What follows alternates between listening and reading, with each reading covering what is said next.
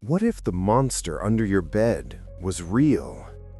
What if it could smell your fear, crawl inside your dreams, and come back every 27 years to finish what it started? This is Stephen King's It, the story of childhood terror that never truly lets go. It was published in 1986 and quickly became the quintessential American horror novel. It is King at his most sprawling and ambitious, part ghost story, part coming-of-age drama, part nightmare. And at its heart, it's about friendship, about memory, and about what happens when a group of kids must face an evil that adults can't or won't see. Our story begins in Derry, Maine, a town as ordinary as it is cursed. The streets smell of summer rain, the sidewalks hum with bicycle tires, and children's laughter echoes through quiet neighborhoods. But Derry has a secret. Every 27 years, a cycle of violence and death rises from beneath its streets, and in 1958, 7 kids find themselves in the middle of it. It all starts with a paper boat. Little Georgie Denbrough sails his homemade boat down a rain-flooded street until it slips into a storm drain. And there, in the darkness, Georgie meets a clown. A smiling, friendly clown named Pennywise. But Pennywise is not what he seems. With one terrible moment, Derry's latest cycle of horror begins, and Georgie is gone. Enter the Losers Club, 7 misfit kids bound by friendship and fear.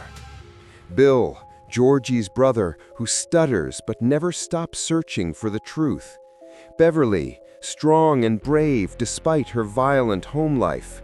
Ben, the quiet thinker, secretly in love with Beverly. Richie, the loudmouth jokester hiding his terror behind a voice that never shuts up. Eddie, the hypochondriac, always armed with his inhaler. Stan, the skeptic, desperate to find logic where none exists. Mike, the outsider, the last to join, but the one who remembers everything. Together, they discover that it is not just a clown. It is a shape-shifting entity that feeds on fear, taking the form of whatever terrifies you most. Each child encounters it alone, in the form of lepers, mummies, headless ghosts, and yes, that grinning clown with the yellow eyes. But when they face it together, something changes. Armed with nothing but slingshots, silver earrings, and the strength of their friendship, they confront it in the dark sewers beneath Derry. And for a moment, they believe they've won. But it isn't dead, just sleeping. 27 years later, Derry calls them back.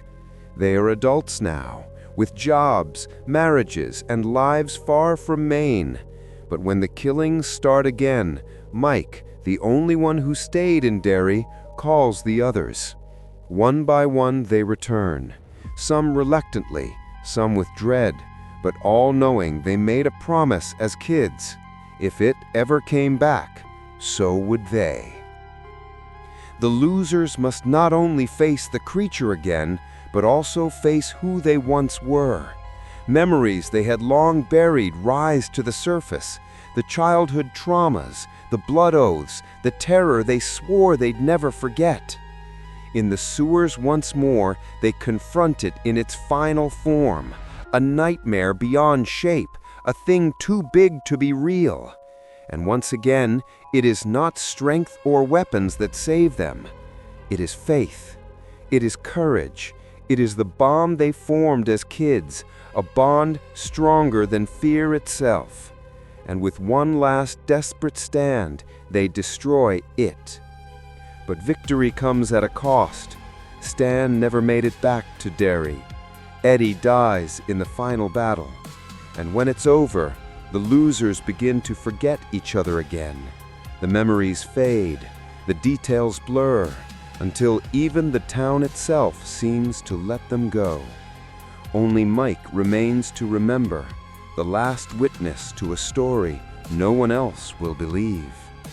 This is what makes it more than a monster story. It's about the power of memory and the pain of growing up. Close your eyes. Think of your childhood fears, the shadows in your room, the sound of something moving under the bed. What if those fears were real? Stephen King reminds us that maybe, in some way, they always are. It is terrifying not just because of Pennywise, but because of what it says about us.